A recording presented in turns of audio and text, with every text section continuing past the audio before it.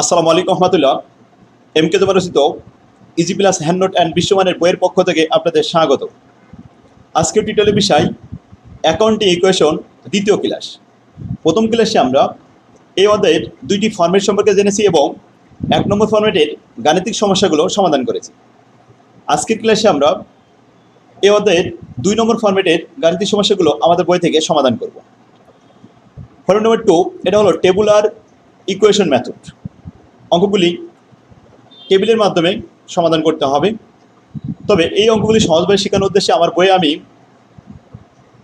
3টি বেসিসে ভাগ করে অঙ্কগুলো আলাদা করে সাজাই দিয়েছি। Basis number 1 service concern, basis number 2 trade business concern, আর basis number 3 public limited concern.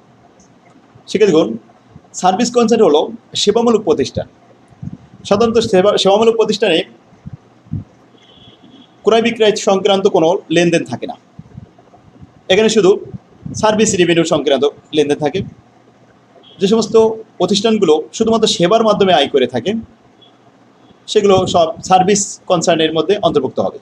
আর ট্রেড বিজনেস 2 নম্বর বেসিস, এখানে সাধারণত সেলস এবং পারচেস ক্রয় বিক্রয় সংক্রান্ত লেনদেন হয়, প্রোডাকশন সাইড থাকে। আর 3 নম্বর বেসিস হলো পাবলিক লিমিটেড কোম্পানি। সাধারণত প্রোডাকশন কোম্পানিগুলো পাবলিক লিমিটেডের আওতায় থাকে। তো এই ধরনের 3টে বেসিসে আলাদা করে অঙ্কগুলো আমি সাজা দিয়েছি আমার বইতে। আপনারা দেখলে খুব সহজে বুঝতে পারবেন। আর পরীক্ষার হলে যে কোনো বেসিসের অঙ্ক আসার সাথে সাথে আপনি চিনতে পারবেন। আর তখন কীভাবে অ্যান্সার করতে হয় তো আপনার সেটা ক্লিয়ার হয়ে যাবে। এই জন্য আমার বইটা সংগ্রহ করে এই অঙ্কগুলো আপনারা আলাদাভাবে একটু প্র্যাকটিস করতে থাকুন, তাহলে আপনার বুঝতে সুবিধা হবে। তো আসুন আমরা 2 নম্বর ফরম্যাটের 1 নম্বর বেসিস নিয়ে আলোচনা করি, সার্ভিস কনসার্ন। 2002 সালে এসেছে আমাদের বইয়ের problem number 11। On January 1st, 2009, Abdullah established Bengal Travel Agency. The following transactions were complete during the month of January. জানুয়ারি মাসে যে সমস্ত লেনদেনগুলো হয়েছিল সেগুলো এখানে দেওয়া হয়েছে। জানুয়ারি 1, 2, 5, 10 তারিখ, 14 তারিখ, 18, 20, 23, 25 তারিখ এবং 31 তারিখে 4টি লেনদেন হয়েছে। সব মিলে এখানে প্রায় 17-18টা লেনদেন দেওয়া আছে। শিক্ষার্থীগণ, টেবুলার অ্যানালাইসিসের মাধ্যমে যখন আমরা সমাধান করব তার আগে প্রশ্নটা আমাদের ভালোভাবে পড়ে নিতে হবে। কারণ টেবিলের কলামগুলো অ্যাসেট সাইড এবং লাইবিলিটি সাইড দুই সাইড আলাদা আলাদা হবে। তো অ্যাসেট সাইডে কয়টা কলাম হবে এবং লাইবিলিটি সাইডে কয়টা কলাম হবে সেগুলো নির্ভর করবে প্রস্থের উপরে। এজন্য প্রস্থটা আগে ভালোভাবে পড়ে নিতে হবে। কিন্তু কিছু কলাম আছে কমন থাকে অ্যাসেট সাইডে এবং লাইবিলিটি সাইডে, সেগুলো আমরা অবশ্যই একটু দেখে নিতে পারি। যেমন ক্যাশ এবং অ্যাকাউন্ট রিসিভেবল, এই 2টা কলাম সবসময় থাকবে যে কোনো অঙ্কে। আর লাইবিলিটি পাশে অ্যাকাউন্ট পেবেল আর ক্যাপিটাল, এই 2টা বেশিরভাগই কমন থাকে। এরপরে আর কি আসে, নোট পেবেল আর আনআর্ন, এই 2টা হয়তো বাড়তে পারি, সর্বোচ্চ 4টা। আর অ্যাসেট সাইডে অ্যাকাউন্ট ক্যাশ এবং অ্যাকাউন্ট রিসিভেবল, এই 2টা কমন থাকে। পাশাপাশি land, building, equipment, furniture, prepaid, এই জাতীয় কিছু সম্পদ যদি সৃষ্টি হয় প্রসেসের ভিতরে থাকে তাহলে তার জন্য আরও 2টা কলাম বা 3-4টি কলাম বাড়বে। তো শিক্ষার্থীগণ, এখন আমরা প্রশ্নটা একটু ভালোভাবে পড়ে নিই, তারপরে আমরা শখটা দেখব। জানুয়ারি 1 তারিখে প্রথম বলা হয়েছে invested cash to start the agency. Agency শুরু করার জন্য ক্যাশ বিনিয়োগ করা হলো। তাহলে এর জাবেদা হবে ক্যাশ ডেবিট আর ক্যাপিটাল ক্রেডিট। ইকুয়েশনে আপনি ক্যাশের ঘরে প্লাস দিবেন 3 লাখ টাকা, ক্যাপিটালের ঘরে প্লাস দিবেন 3 লাখ টাকা। যদি 1 তারিখে বিনিয়োগ করা হচ্ছে তো লিখতে হবে রিমার্কে cash investment as capital. Clear? আগে আমরা প্রত্যেকটা সেন্টেন্স জাবেদা পড়ে দেখব কোন কোন সম্পত্তি আসছে, পড়ে নিয়ে তারপরে আমরা টেবিলে যাব। 2 নম্বর বলছে paid cash for January office rent. চলতি মাসের অফিস ভাড়া প্রদান করেছে। জাবেদা হবে rent expense debit cash credit. ক্যাশের ঘরে এটা মাইনাস হবে 10,000 টাকা। আর রেন্ট এক্সপেন্স যেহেতু একটা খরচ, আমরা জানি সকল খরচ ক্যাপিটাল থেকে মাইনাস হয় আর সকল আয় ক্যাপিটালের সাথে প্লাস হয়। তাহলে রেন্ট এক্সপেন্সের জন্য আলাদা কোনো ঘর প্রয়োজন হচ্ছে না, এটা ওনার সিকিউরিটিতে মাইনাস হচ্ছে। রিমার্কে লিখবো cash paid for rent expense. Number 5 purchase office equipment cash for টাকা 25,000। দেখুন, নগদে অফিস ইকুইপমেন্ট ক্রয় করেছে, এতে আমাদের জাবেদা হয়েছে equipment debit cash credit. Equipment একটা সম্পত্তি, তাই ইকুইপমেন্ট নামে একটা ঘর বাড়বে। তাহলে আমরা প্রথমে অ্যাসেট সাইডে বলেছি ক্যাশের ঘর, অ্যাকাউন্ট রিসিভেবল ঘর, এরপরে ইকুইপমেন্টের একটা ঘর আসলো, 3 নম্বর ঘর বাড়লো।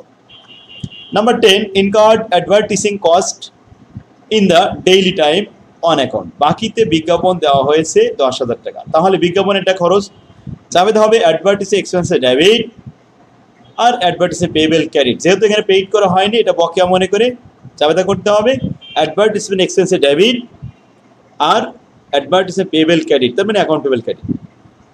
কোন ঘরে যাবে দেখুন, এটা প্রথমে অ্যাকাউন্ট পেয়েবল নামে একটা দায় বাড়বে, পাশাপাশি অ্যাডভার্টিসমেন্ট এক্সপেন্স এটা তো একটা খরচ, যার কারণে ক্যাপিটাল থেকে মাইনাস হবে, তাহলে দায় কমে দায় বাড়বে। এর জন্য আলাদা আর কোনো ঘর লাগবে না, অ্যাকাউন্ট পেয়েবলের ঘরে চলে গেল। 14 তারিখে purchase office supplies for cash. Office supplies ক্রয় করা হয়েছে নগদে, তাহলে আমরা এটা জাবেদা করব অফিস সাপ্লাইজ ডেবিট আর ক্যাশ ক্রেডিট। ক্যাশ এটা অ্যাসেট কমে যাবে, আর অফিস সাপ্লাইজ নামে একটা অ্যাসেট বাড়বে। তাহলে ক্যাশ কমলো, অ্যাসেট বাড়লো, অ্যাসেটের নাম হলো অফিস সাপ্লাইজ। তাহলে ইতিমধ্যে আমরা ইকুইপমেন্ট এবং অফিস সাপ্লাইজ নামে দুটো সম্পত্তি পেয়ে গেছি, আর অ্যাকাউন্ট রিসিভেবল এবং ক্যাশ আরও দুইটা সম্পদ ছিল, তাহলে 4টা হয়ে গেল, সম্পদের ঘরে 4টা আইটেম হয়ে গেল। আর্নড ফর সার্ভিস রেন্ডার্ড 30,000 টাকা, সেবা দিয়ে আয় করেছে 30,000 টাকা, হুইচ ওয়ার মধ্যে 20,000 টাকা ক্যাশ রিসিভ ফ্রম কাস্টমার, কাস্টমারের কাছ থেকে ক্যাশ পাওয়া গেছে, তাহলে ক্যাশে যোগ হবে 20,000 টাকা, অ্যান্ড দ্য ব্যালেন্স 10,000 টাকা is bill to customer one account, বকেয়া রয়েছে। তাহলে আমরা জানি আয় বকেয়া থাকলে অ্যাকাউন্ট রিসিভেবল বাড়ে, অ্যাকাউন্ট রিসিভেবল একটা ঘর আছে, অ্যাকাউন্ট রিসিভেবলে যোগ হবে 10,000 টাকা, আর ক্যাশে যোগ হবে 20,000 টাকা, আর ক্যাপিটালে যোগ হবে সার্ভিস রেভিনিউ নামে 30,000 টাকা। ক্লিয়ার? নাম্বার 20 তারিখে বলছে withdraw cash for personal use, ব্যক্তিগত প্রয়োজনে উত্তোলন করেছে নগদ 6,000 টাকা। ক্যাশের থেকে মাইনাস হবে, ক্যাপিটাল থেকে মাইনাস হবে, ড্রয়িং লিখে দিতে হবে, জাবেদা হবে drawing debit cash credit. Paid the daily time amount due on January 10, daily time অর্থাৎ দৈনিক পত্রিকায় যে বকেয়া ছিল সেই টাকাটা আমরা পেইড করে দিলাম। তাহলে ডেইলি টাইমের সাথে আমাদের এখানে লেনদেন ছিল 10,000 টাকা, সেটা 10 তারিখে। আজকে 23 তারিখে আমরা যদি পেইড করি তাহলে ক্যাশের থেকে মাইনাস হবে আর অ্যাকাউন্ট পেয়েবল থেকে মাইনাস হবে ওই 10,000 টাকা। ক্লিয়ার? নেক্সট বলা হচ্ছে 25 তারিখ purchase additional office supplies on account, বাকিতে আরও অতিরিক্ত অফিস সাপ্লাইজ ক্রয় করা হয়েছে, তাহলে অফিস সাপ্লাইজের ঘরে বাড়বে অন অ্যাকাউন্ট, বাকিতে অ্যাকাউন্ট পেয়েবলের ঘরে বাড়বে। জাবেদা হবে office supplies debit account payable credit 4,000 টাকা, তাহলে অ্যাকাউন্ট পেয়েবলের ঘর একটা আছে দায় পাশে, আর সাপ্লাইজের ঘর আছে সম্পদ পাশে। ক্লিয়ার? 31 তারিখ নাম্বার ফার্স্ট বলছে যে প্রথম 31 তারিখে পেইড এমপ্লয়ার স্যালারি প্রদান করলে জাবেদা হয় salary debit cash credit. Salary নামে কোনো ঘর থাকবে না, কারণ এটা এক্সপেন্সেস, এটা নামিক হিসাব, সকল খরচ এবং সকল আয় ক্যাপিটালে যায়, নামিক হিসাবের কোনো কলাম থাকতে পারবে না। তাহলে আমাদের ক্যাপিটালে যোগ বিয়োগ হবে, খরচ হয়েছে 5,000 টাকা, আর ক্যাশে বিয়োগ হবে 5,000 টাকা, সম্পদ কমলো দায় কমলো। নেক্সট 31 তারিখে বলা হয় receive in cash from customer who have previously been billed on January 18 তারিখে আমরা একটা আয় করেছিলাম, সেখানে বকেয়া আয় ছিল, দেনাদারের পরিমাণ সেখানে 10,000 টাকা ছিল, ওই টাকাটা আজকে আর 31 তারিখে আদায় করছি, পেয়ে গেছি, তাহলে ক্যাশে যোগ হবে আর অ্যাকাউন্ট রিসিভেবলে বিয়োগ হবে। ক্লিয়ার? তাহলে অ্যাকাউন্ট রিসিভেবলে বিয়োগ হবে কত টাকা? 10,000 টাকা, ক্যাশে যোগ হবে কত? 10,000 টাকা। নেক্সট তারপরে 31 তারিখে receive in cash from a new customer for service rendered 10,000 টাকা। দেখুন রিসিভ গ্রহণ করেছি, ক্যাশে যোগ হবে, কিসের জন্য? কার জন্য? আয় করা হয়েছে তাই, তাহলে সকল আয় কোথায় যায়? ক্যাপিটালে যোগ হয়, সুতরাং ক্যাপিটালে যোগ দেখাতে হবে 10,000 টাকা, আর এদিকে ক্যাশে যোগ দেখাতে হবে 10,000 টাকা। Clear? Cash debit service revenue credit. Last number paid telephone, gas bill, electricity bill ইত্যাদি সব মিলায় 3,000 টাকা, তাহলে ক্যাশে চলে যাবে, ক্যাশে মাইনাস হবে, কারণ পেইড লেখা রয়েছে, ক্যাশ মাইনাস হবে। কেন মাইনাস হলো? এটা gas bill, telephone bill, electricity bill, সকল বিলগুলো খরচ, এই খরচগুলো ক্যাপিটালে মাইনাস হবে for gas expenses, telephone expense ইত্যাদি লিখে, তাহলে এই জন্য জাবেদা হলো আদার এক্সপেন্স ডেবিট ক্যাশ ক্রেডিট 3,000 টাকা। ঠিক আছে, দেখুন আমরা প্রশ্নটা ভালোভাবে পড়ে দেখলাম, এখানে সম্পদ পাশে ক্যাশ আর অ্যাকাউন্ট রিসিভেবল তো কমন আছেই, আরও ইকুইপমেন্ট নামে একটা ঘর বেড়েছে, আর সাপ্লাইজ নামে একটা ঘর বেড়েছে, তাহলে কয়টা ঘর হলো? 4টা। আর দায় পাশে দেখলাম অ্যাকাউন্ট পেবেল আর ক্যাপিটাল ছাড়া আর কোনো ঘর আসে নাই, এর ভিতরে কোনো নোট পেবেল নাই, আনআর্নডও নাই। ক্লিয়ার? এবার আমরা ঘরের কলাম হিসাব করে তৈরি করি। প্রথমে এক পুস্তক কাগজ নিতে হবে, এক কাগজের মধ্যে এটা কভার করতে হবে। প্রথমে এই ঘরে ছোট করে লিখবেন ডেট, আর লাস্টের ঘরে ছোট করে লিখবেন একটু রিমার্ক। এবার ঠিক মিডিলের একটু ডাইনে পাশে, কারণ প্রথমে এই সাইডে অ্যাসেট সাইডে আমরা 4টে কলাম রাখবো, আর লাইবিলিটি সাইডে আমরা 2টা কলাম রাখবো। তাহলে 6টা হিসাব করে এদিকে 4 ভাগের 2 ভাগ সাইডে ডাইনে পাশে রেখে ছোট করে এটা দাগ দিলাম, এটা লাইবিলিটি অ্যান্ড ওনার সিকিউরিটি। সেখানে এর মধ্যে আবার 2টা কলাম করলাম, অ্যাকাউন্ট পেয়েবল আর ক্যাপিটাল। আচ্ছা, সমান সমানের বার পাশে অ্যাসেট সাইডে আসলাম। অ্যাসেট একটু বড়, এখানে একটু বেশি সংখ্যা হয়, তো কয়টা কলাম হবে? 4টে কলাম। কি দেখলাম? ক্যাশ, অ্যাকাউন্ট রিসিভেবল আর ইকুইপমেন্ট এবং সাপ্লাইজ। ক্লিয়ার? ঘরের সংখ্যা যদি পরবর্তীতে বাড়ে তাহলে এই ডাইনের পাশে এই অ্যাসেটের সাইডে এখানে আরেকটা ছোট করে ঘর দিতে হবে। তবে ভালোভাবে প্রশ্ন পড়ে নিলে এই সমস্যাটা আর হবে না। যদি একান্তই সমস্যা হয়, পরবর্তীতে একটা নতুন সম্পত্তি সৃষ্টি হয়, তাহলে আপনি ডাইনের পাশে একটু ছোট করে ঘর একটা দিতে পারবেন। তাই এই জন্য ডাইনের পাশে একটু বড় জায়গা রাখা ভালো। যাই হোক, আপনারা বুঝতে পারছেন। এখন আসুন এটা আমরা ইকুয়েশন করি। ইকুয়েশনটা খুব সহজভাবে করতে পারবো। প্রথমে দেখলাম কয় তারিখ আছে, এই তারিখ অনুযায়ী আমরা রো তৈরি করব। এই কলাম তো আমরা শেষ করলাম, তাই না? এবার আমরা রো তৈরি করব। 1 তারিখ, 2 তারিখ, 5 তারিখ, 10 তারিখ, 14 তারিখ, 18 তারিখ, 20 তারিখ, 23, এভাবে আমরা গুনে দেখলাম যে কয়টা আছে। তাহলে 1, 2, 3, 4, 5, 6, 7, 8, 9, 10, 11, 12, 13টা। এই 13টা লেনদেন হয়েছে, 13টা রো আমরা সমাধান কেটে ফেললাম। তাহলে এবার আসুন 1 থেকে এটা গুনে নিলাম, 13টা হয়েছে। প্রথমে 1 তারিখে ছিল ইনভেস্টমেন্ট ক্যাশ, তাহলে ক্যাশ ডেবিট আর ক্যাপিটাল ক্রেডিট। ক্লিয়ার? প্রশ্নটা সম্পূর্ণ আবার বলি। Investment cash to start the agency শুরু করার জন্য ক্যাশ বিনিয়োগ করা হয়েছে 3 লাখ টাকা। ক্যাশ ডেবিট, ক্যাপিটাল ক্রেডিট, ক্যাশের ঘরে যোগ হবে, ক্যাপিটালের ঘরে যোগ হবে। ক্লিয়ার? দেখুন তো ক্যাশের ঘরে আর ক্যাপিটালের ঘরে আছে কিনা। To investment as capital. Number 2, equation খুব সহজ, শুধু দেখে দেখে বসায় দিতে হয়, আর কিছু না। Paid cash for January office rent. এই অফিস রেন্টের জন্য আমাদের rent expense debit, cash credit. ক্যাশে মাইনাস হবে আর ক্যাপিটালে মাইনাস হবে, রেন্ট এক্সপেন্স লিখতে হবে। ক্লিয়ার? লিখলাম রেন্ট এক্সপেন্স। নাম্বার নেক্সট 5 তারিখ, purchase office equipment for cash 25,000 টাকা। অফিস ইকুইপমেন্ট এটা সম্পদ, এটা বৃদ্ধি পাবে, আর ক্যাশ এটা সম্পদ হ্রাস পাবে। তাহলে ইকুইপমেন্ট বাড়বে 25,000 টাকা, ক্যাশ কমবে 25,000 টাকা। তাহলে আসুন আমরা 5 তারিখে লিখলাম, ক্যাশে মাইনাস দিলাম আর ইকুইপমেন্টে প্লাস দিলাম। ক্লিয়ার? আর কোথাও আসবে না। এবার আসুন নাম্বার 10, 10 তারিখে। 10 তারিখের কী লেনদেন হয়েছে? Incurred advertising cost in the daily time. দৈনিক পত্রিকায় বিজ্ঞাপন দেওয়া হয়েছিল অন অ্যাকাউন্ট, বাকিতে 10,000 টাকার বিজ্ঞাপন। তাহলে অ্যাডভার্টাইজিং এক্সপেন্স ডেবিট আর advertising payable credit. Expense capital থেকে মাইনাস হবে আর অ্যাকাউন্ট পেবেলে প্লাস হবে। ক্লিয়ার? তাহলে অ্যাকাউন্ট পেবেলে লিখলাম 10,000 টাকা, আর অ্যাডভার্টাইজিং এক্সপেন্সে এখানে ক্যাপিটালে মাইনাস করলাম 10,000 টাকা। রিমার্কে লিখে দিলাম অ্যাডভার্টাইজমেন্ট এক্সপেন্সেস। 10 তারিখ শেষ। 14 তারিখ, purchase office supplies for cash. Office supply debit, cash credit. তাহলে অফিস সাপ্লাই একটা সম্পদ বাড়বে আর ক্যাশ 5,000 টাকা কমবে।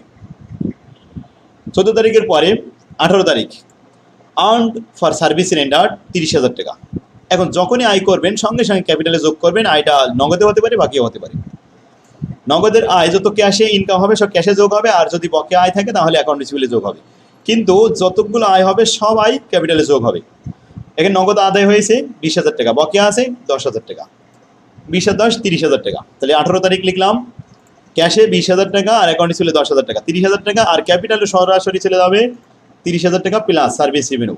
ওকে, 18 তারিখ শেষ। 20 তারিখে withdraw cash for personal use. উত্তোলন করা হয়েছে ব্যক্তিগত প্রয়োজনে। উত্তোলন করলে তো নগদ কমে যায়, ক্যাশের থেকে মাইনাস হবে, ক্যাপিটাল থেকে মাইনাস হবে। লিখতে হবে ড্রয়িং 20 তারিখে।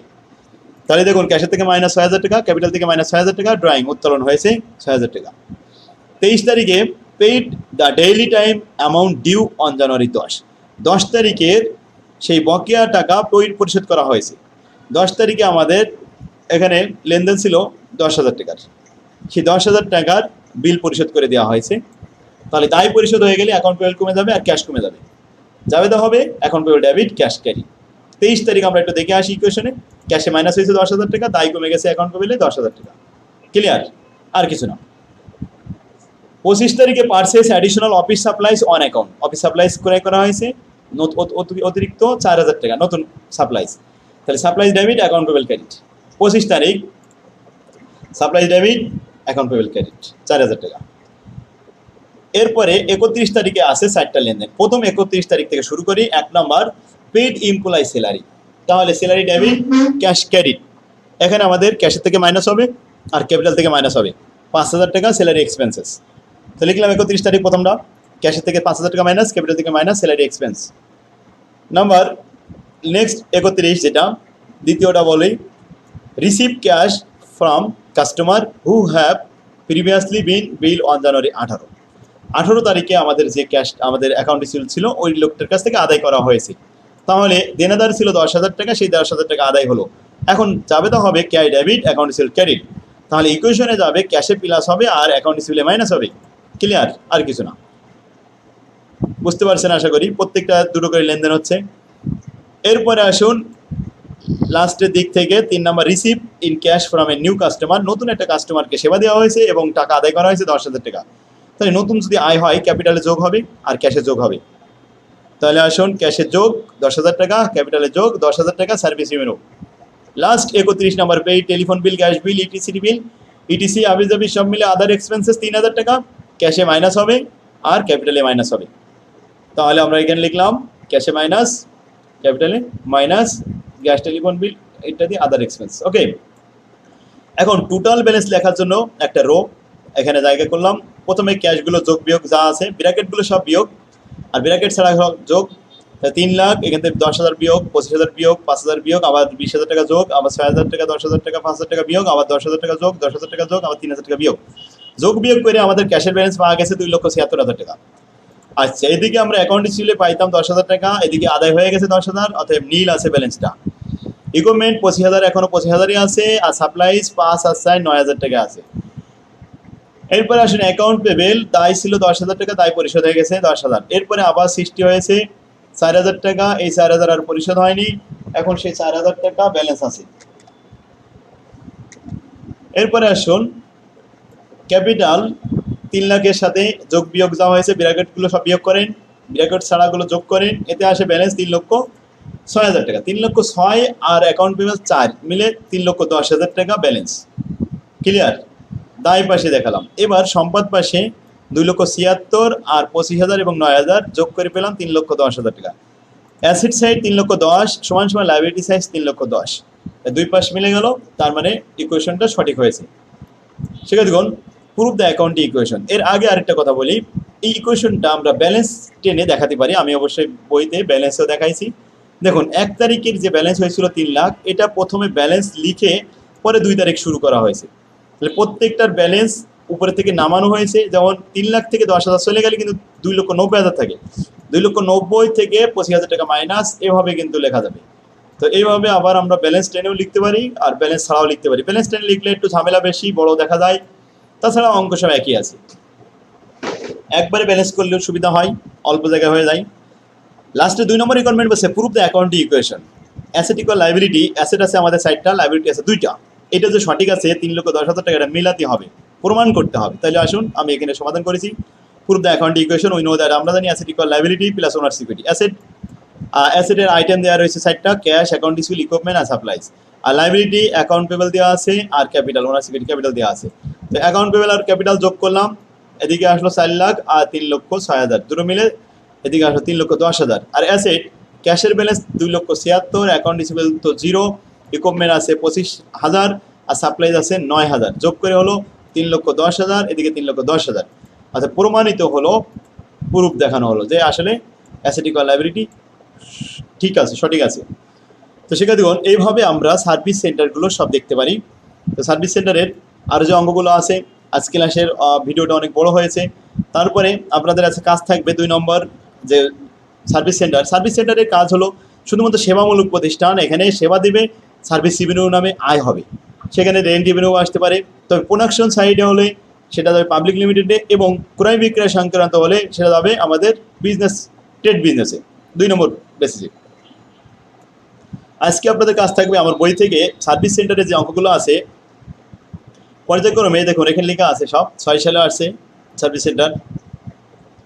এই অঙ্কগুলো আপনারা একটু সমাধান করুন, খুব সহজভাবে আমি কিন্তু এখানে উপস্থাপন করেছি। আর বইটা সংগ্রহ করে আপনারা এই অঙ্কগুলো সমাধান করবেন, আশা করি খুব সহজে পারবেন। আমরা সার্ভিস সেন্টার, সার্ভিস কনসার্নগুলো খুব সহজভাবে দেখলাম।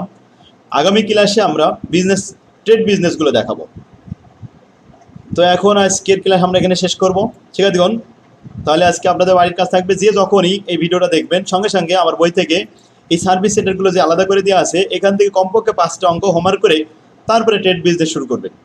তাহলে এক একটা ফরম্যাট, এক একটা বেসিস যদি আমরা আলাদাভাবে শিখতে পারি তো আমাদের মনে রাখতে সুবিধা হবে, স্থায়ী হবে, এটা অন্তরে গেঁথে যাবে, ইনশাল্লাহ এটা মনে থাকবে সারা জীবন। পরীক্ষার হলে যাবে আপনি বুঝতে পারবেন এবং লিখতেও পারবেন, সহজভাবে নির্ভুলভাবে সমাধান করতে পারবেন। তো আমরা আগামী দিন দেখবো ইনশাল্লাহ 2 নম্বর বেসিস। 1 নম্বর বেসিসের অনেক অঙ্ক দিয়েছি, এই অঙ্কগুলো আপনাদের কাজ থাকলো আজকে বাড়ির কাজ আমার বই থেকে। বইটা যাদের কাছে নেই তারা সংগ্রহ করার জন্য নিচে স্ক্রিনে যে নাম্বারটি দেখতে পাচ্ছেন এই নাম্বারে যোগাযোগ করে আমাদের সাথে অফিস থেকে অর্ডার দিতে পারেন। কুরিয়ার সার্ভিসে অনলাইনে আমরা খুব সহজে অল্প টাইমের ভিতরে পৌঁছে দেওয়ার ব্যবস্থা করবো। শিক্ষার্থীগণ, একটা বইয়ের সামান্য কয়েক টাকা দাম, ভালো রেজাল্ট করার জন্য একটা ভালো বই খুবই জরুরি দরকার। কারণ একটা ভালো বই একজন শিক্ষকের মতো ভূমিকা রাখে শিক্ষার্থীর কাছে। বই যখন সাজানো গোছানো থাকে তখন নিজের কাছে খুব ভালো লাগে এবং খুব সহজে এটা সমাধান করা যায়, অঙ্কগুলো জটিল জিনিসগুলো সহজ হয়ে যায়, ইজি হয়ে যায়। তো শিক্ষার্থীগণ, তো অনেক অঙ্ক আমি দিয়েছি আমার বইয়ে, এখান থেকে আপনি ইম্পর্টেন্ট প্রথম দিকে যেগুলো দেখাইছি ওগুলো করবেন। তো আজকের ক্লাস আমরা এখানে শেষ করি, আগামী ক্লাসে 2 নম্বর বেসিস করবো ইনশাল্লাহ। আগামী ক্লাস দেখার জন্য আহ্বান রইল। আল্লাহ হাফেজ, আসসালামু আলাইকুম রহমতুল্লাহ।